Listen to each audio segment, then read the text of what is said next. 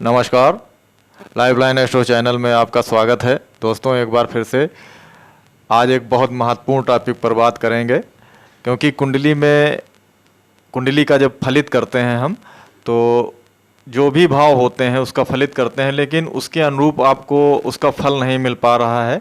और अध्ययन आप करते हैं, बारीक से बारीक उसका अध्ययन करते हैं कुंडली का, लेकिन उसका फलित सही से नहीं निकल पाता है। तो कुछ ऐसे सिद्धांत हैं, बनाए हुए हैं, तो उसके द्वारा इसका फलित किया जाता है, जो बहुत ही आवश्यक होता है। इसका फलित करने के लिए एक सिद्धांत होता है, भावात भावम सिद्धांत। भावात भावम सिद्धांत के जरिए से आप जिस भाव का प्रेडिक्शन कर रहे हैं, आप उसका फलित कर रहे हैं, उस भाव का बिल्कुल सटीक फलित होता है, बहुत सटीक आपको निष्कर्ष निकलता है। और इसका रिजल्ट जो होगा, इस तरीके से भावत भावम सिद्धांत के अनुसार अगर आप निकालेंगे तो उसका प्रेडिक्शन बिल्कुल सटीक बैठेगा और उसके अनुरूप आपको फल भी मिलेंगे।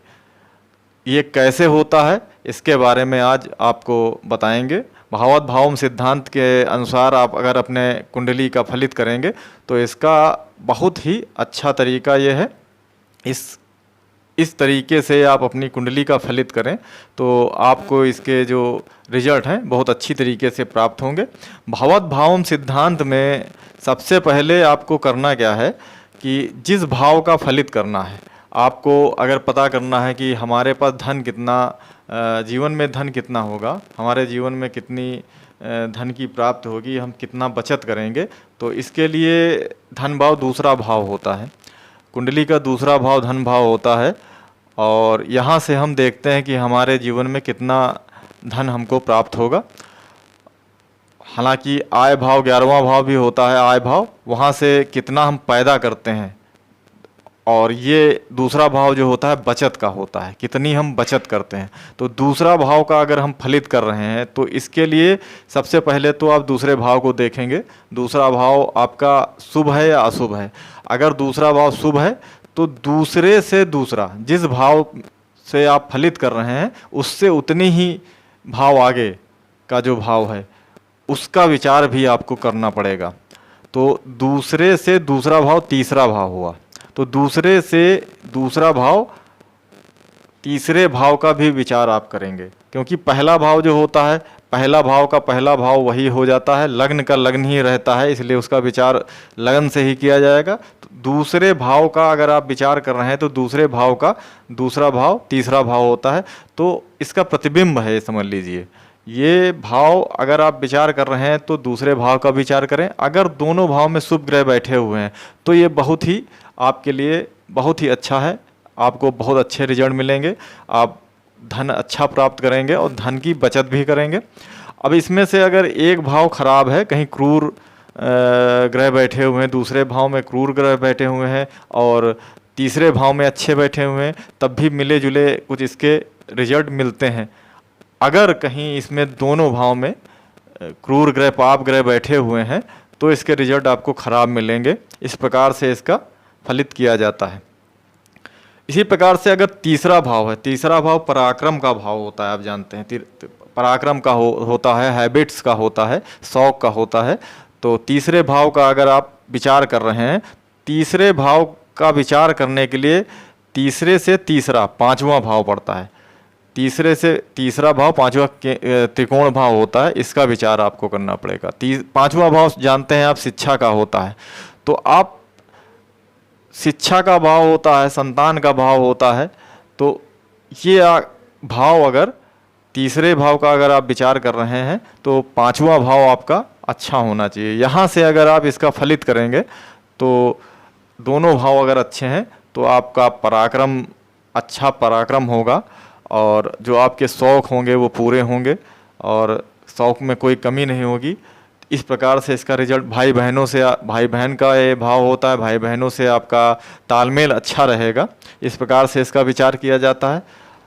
इसी प्रकार से अगर चौथा भाव सुख का भाव होता है, चौथे भाव का अगर आप विचार कर रहे हैं तो चौथे से चौथा भाव होता है सातवां भाव। दोनों केंद्र के भाव हैं, दोनों केंद्र भाव अच्छे भाव माने जाते हैं। तो चौथे से चौथा भाव हो गया केंद्र का भाव। इसमें एक राजयोग भी बनता है। अगर चौथे भाव का स्वामी सातवें भाव में आ जाता है तो ये राजयोग भी होता है। अब इसमें अगर दोनों में आप देखिए, चौथा और सातवां भाव, इसमें दोनों भाव में आप देखें कि शुभ ग्रह बैठे हुए हैं। अगर दोनों में शुभ ग्रह बैठे हुए हैं तो आपको बहुत अच्छा इसका परिणाम मिलेगा। चौथा भाव सुख का भाव होता है, माता का भाव होता है, वाहन का भाव होता है, मकान का भाव होता है। तो इन चीज़ों में आपको कोई कमी नहीं होगी। ये जो भावत भावन नियम है, भावत भावम नियम के अनुसार, सिद्धांत के अनुसार आपको जो रिजल्ट मिलेंगे बिल्कुल सटीक मिलेंगे। तो इस प्रकार से इसका आप फलित करते जाएंगे। कुंडली का पांचवा भाव जो होता है बहुत अच्छा भाव माना जाता है। केंद्र त्रिकोण भाव जो होते हैं उसमें पांचवा और नौवां भाव त्रिकोण भाव कहलाता है। पांचवा भाव कुंडली का संतान भाव होता है, शिक्षा का भाव होता है। इसका पांचवा भाव, पांचवें से पांचवा भाव नौवां भाव बनता है। पांचवा भाव कुंडली का सब अगर आपको फलित करना है, प्रेडिक्शन करना है, तो उसके लिए नौवां भाव भी आपको देखना होगा। कुंडली का पांचवा भाव अगर शुभ है, इसमें शुभ ग्रह बैठे हुए हैं, अच्छे ग्रह बैठे हुए हैं, तो आपको अच्छे परिणाम मिलेंगे। लेकिन उसके साथ में आपको नौवां भाव अगर आप देख रहे हैं भावत भावम सिद्धांत के अनुसार, उसमें भी अच्छे ग्रह बैठे हुए हैं, तो कुंडली आपकी बहुत अच्छी, क्योंकि केंद्र त्रिकोण भाव जो होते हैं, त्रिकोण भाव पांचवा और नौवां भाव होते हैं, और पांचवें से पांचवा भाव जो हुआ नौवां भाव हुआ। तो इसको इस प्रकार से देखेंगे, अगर इसमें दोनों भाव जो हैं इसमें अच्छे ग्रह बैठे हुए हैं तो आपको बहुत अच्छे रिजल्ट मिलेंगे। लेकिन अगर यहीं पे खराब ग्रह बैठे हुए हैं, पाप ग्रह बैठे हुए हैं, दोनों भाव जो हैं पांचवा और नौवां भाव, तो आपको काफ़ी खराब रिजल्ट इसके देखने को मिलेंगे। इसी प्रकार से छठे से छठा भाव 11वां भाव होता है। छठा भाव कुंडली का रोग रिपु ऋण का होता है, अच्छा भाव नहीं माना जाता है। ये रोग रिपु त्रिक भाव होता है, ये अच्छा भाव नहीं होता है। लेकिन यहाँ से नौकरी को भी देखा जाता है, जॉब का भाव भी कहलाता है ये। तो यहाँ से अगर आपको छठे भाव को देखना है, इसका फलित करना है, तो यहाँ से छठे से छठा भाव 11वां भाव होता है, और 11वां भाव आय का भाव होता है। तो आप समझ लीजिए कि अगर आय का भाव और छठे भाव से आप तुलना करेंगे तो एक दूसरे के पूरक हैं। अगर आप नौकरी कर रहे हैं तो आय कितनी होगी, छठे भाव से आप देखेंगे तो दोनों एक दूसरे के पूरक हैं। छठे से छठा 11वां भाव हुआ, तो यहाँ से आप देखेंगे अगर दोनों भाव में अच्छे ग्रह बैठे हुए, शुभ ग्रह बैठे हुए हैं, तो आप समझ लीजिए इनके बहुत अच्छे आपको रिजल्ट मिलेंगे। छठे भाव के हिसाब से आपको बहुत अच्छे रिजल्ट मिलेंगे। लेकिन अगर इसमें पाप ग्रह बैठे हुए हैं और कुछ युतियाँ गलत हैं, ग्रहों के साथ में युति गलत है, तो इसके कहीं ना कहीं आपको गलत इसके परिणाम मिलेंगे। रोग आपको उत्पन्न होंगे, दुश्मन आपके होंगे, और इसके अलावा कर्जा भी आपके ऊपर होगा। इस प्रकार से इसको देखा जाता है। सातवां भाव कुंडली का बहुत अच्छा भाव माना गया है, शुभ भाव होता है कुंडली का। सातवां भाव विवाह का भाव होता है, स्त्री का भाव माना गया है, बहुत अच्छा भाव माना गया है। सातवें से सातवां भाव लगन होता है। लगन कुंडली का मेन जिसको बोलते हैं शरीर, व्यक्ति का शरीर जो होता है, उसी हिसाब से लगन को देखा जाता है। तो कुंडली का मेन भाव होता है। तो सातवें से सातवां लगन हुआ, तो लगन और इसको आपस में एक दूसरे के पूरक हो गए। तो अगर कुंडली में दोनों भाव में, लगन में और सातवें भाव में बहुत अच्छे शुभ प्लैनेट बैठे हुए हैं, शुभ ग्रह बैठे हुए हैं, तो समझ लीजिए आपको बहुत अच्छे रिजल्ट मिलेंगे।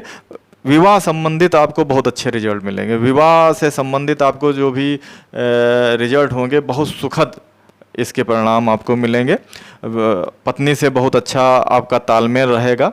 और यहाँ पे अगर आपके सातवें भाव में अगर कुछ खराब ग्रह बैठे हुए हैं लेकिन लगन में अच्छे बैठे हुए हैं ग्रह, तब भी आपको विवाह संबंधित जो होंगे परिणाम अच्छे मिलेंगे। ऐसा भी देखने को मिला है, क्योंकि सातवां भाव जो होता है, सातवें से सातवां लगन होता है। लगन कुंडली की मेन जो जिसको बोलते हैं मेन पार्ट्स, शरीर का मेन पार्ट्स जैसे होते हैं, उसी प्रकार से कुंडली का मेन जो है लगन माना जाता है। तो यहाँ पे अगर अच्छे ग्रह बैठे हुए हैं तो विवाह संबंधित आपको परिणाम अच्छे मिलेंगे। 8वें से 8वां, कुछ जो है विद्वान इसके बारे में कहते हैं कि 8वें से 8वें को भावत भावम के हिसाब से नहीं देखना चाहिए, और कुछ विद्वानों का मत है कि इसको देखना चाहिए। कुछ विद्वानों का मत है तीसरा भाव मारक भाव होता है, तो इसके हिसाब से उनका मत है कि ये भावत भावम सिद्धांत में ये नहीं लगते हैं। 8वें से 8वां भाव और 12वें से 11वां, तो इसलिए वैसे अगर आप देख रहे हैं तो इसमें देखेंगे अगर दोनों जगह शुभ ग्रह हैं तो इसके कुछ विद्वानों के अनुसार अच्छे आपको परिणाम मिलेंगे, आयु अच्छी होगी। अगर यहाँ पे खराब, दोनों जगह पे खराब अगर ग्रह बैठे हुए, पाप ग्रह बैठे हुए हैं, तो दोनों की तुलना में आयु संबंधित आपको जो भी होता है प्रॉब्लम्स आपको आएंगी, आयु कम होगी, इस प्रकार से सिद्धांत में बताया गया है। 9वें से 9वां 5वां भाव होता है। 9वें से 9वां जो हुआ 5वां, दोनों एक दूसरे के पूरक हैं, 5वें से 9वां और 9वें से 5वां। तो अगर इसमें दोनों में शुभ ग्रह बैठे हुए हैं, पहले आपको बताया था, तो कुंडली आपकी बहुत अच्छी है, बहुत अच्छे इसके परिणाम देखने को मिलेंगे। आपका जो भी रिजल्ट होंगे इसके बहुत अच्छे रिजल्ट आपको प्राप्त होंगे। इसी प्रकार से 10वां भाव कुंडली का जो होता है, 10वां भाव बहुत अच्छा भाव माना गया है, राजनीति का भाव माना गया है, संघर्ष का भाव माना गया है, पिता का भाव माना गया है। ये भी कुंडली का बहुत मेन भाव होता है जिसको बोलते हैं। तो इसका फलित जरूर करना चाहिए, क्योंकि ये संघर्ष का भाव होता है। संघर्ष के बाद ही हमको जो भी आय होती है, जो भी हमको प्रसिद्धि मिलती है, संघर्ष के बाद ही मिलती है। तो 10वां भाव बहुत मेन भाव होता है। तो इस भाव से दसम से दसम 7वां भाव हुआ, दसम से दसम 7वां भाव आता है।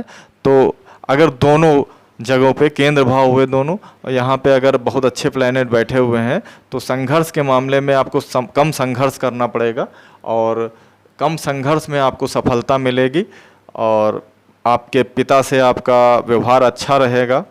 इसका अगर भावत भावम के हिसाब से दोनों भाव जो हैं उनके ग्रहों का अगर आप फलित करेंगे तो इसके हिसाब से आपको बहुत अच्छा रिजल्ट मिलेगा।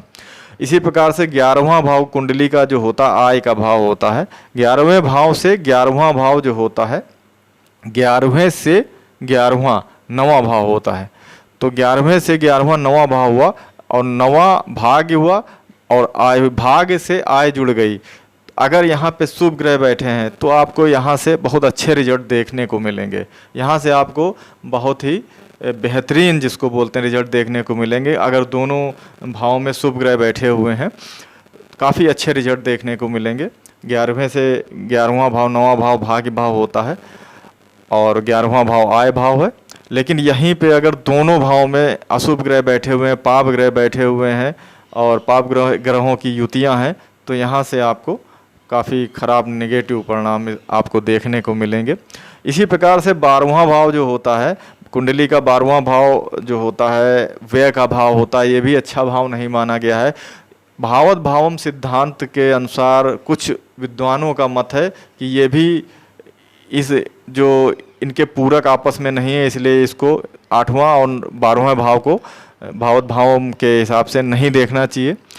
कुछ विद्वानों का मत है कि अगर व्यक्ति की आय होती है तब खर्चे होते हैं, और जब खर्चे होते हैं, खर्चे अगर कोई व्यक्ति कर रहा है तो उसकी आय होगी तभी खर्चे कर रहा है। तो इसके हिसाब से ये दोनों एक दूसरे के पूरक हो गए।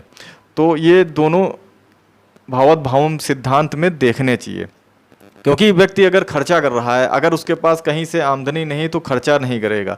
अगर आमदनी है तभी खर्चा करेगा, वो अलग बात है कि वो ज़्यादा खर्चा करे। तो इसलिए इस सिद्धांत के अनुसार ये दोनों भाव को देखें, अगर इसमें शुभ ग्रह हैं तो इसके हिसाब से भी आपको अच्छे रिजल्ट मिलेंगे। तो दोस्तों ये भावत भावम सिद्धांत है, इसमें फिर से एक बार आगे आपसे चर्चा करेंगे। भावत भावम सिद्धांत में अलग अलग भाव के हिसाब से पूरा फलित करेंगे, आपके सामने जो भी फलित होगा कुंडली के माध्यम से वो करेंगे। तो दोस्तों अगर आपको ये वीडियो अच्छा लगा है तो कृपया सब्सक्राइब ज़रूर करें चैनल को, और हमारे चैनल से जुड़ जाएं। तो मिलते हैं अगले वीडियो में, तब तक के लिए नमस्कार, धन्यवाद।